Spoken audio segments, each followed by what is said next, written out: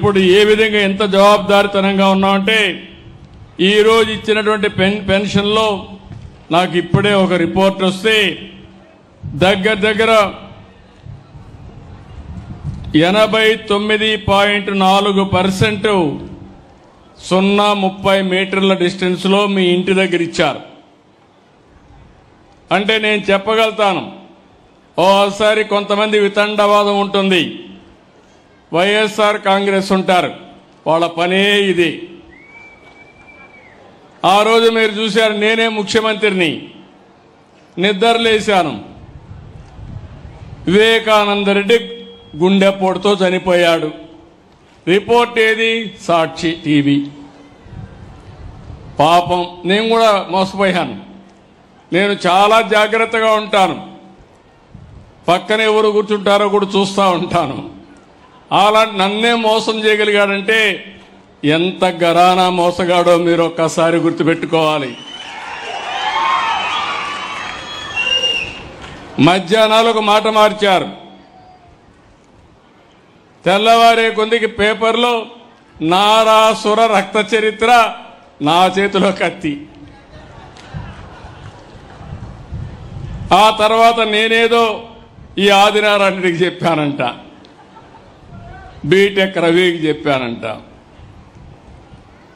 రోజు రోజుకు ఏ విధంగా మాట మార్చేస్తా నిన్న నేను చూశాను.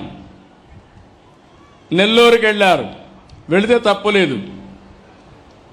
ఒక గౌరవప్రదమైనటువంటి ప్రశాంత్ రెడ్డి, ప్రభాకర్ రెడ్డి గారి సతీమణి, ఎమ్మెల్యే, ఆవిడ క్యారెక్టర్ను గురించి ఇష్టానుసారంగా నోరు బారేసుకున్న వ్యక్తిని మందలించాల్సింది పోయి నేరుగా అక్కడికి వెళ్ళి ఆయన ఇంకా రెచ్చగొట్టు, నువ్వు తిట్టు, ఆడవాళ్లపైన ఆంబోతిగా మాట్లాడు, నేనున్నానని చెప్పే ధైర్యం వచ్చిందంటే ఈ ఆడబిడ్డలను అడుగుతున్నా, ఇలాంటి దుర్మార్గులు రాజకీయాల్లో ఉండాలనా అని మిమ్మల్ని అడుగుతున్నా. ఆడబిడ్డలందరినీ ఒక నాయకుడిగా నేనున్నాను. మా పార్టీలో ఎవరైనా తప్పు చేస్తే ఖండించాలి, కట్టడి చేయాలి, అవసరమైతే వాళ్ళ మీద కఠిన చర్య తీసుకోవాలి. అప్పుడే అందరూ భయపడతారు. నేను కూడా ప్రోత్సహిస్తే ఇంకా వాళ్ళకు అడ్డు ఆపు ఉండదు, ఇష్టానుసారం చేస్తారు. ఎలాంటి వ్యక్తులంటే నిన్న నెల్లూరు పోయాడు, నెల్లూరులో బంగారుపాలెం పుట్టింది, చిత్తూరు జిల్లాలో బంగారుపాలెం ఉంటుంది.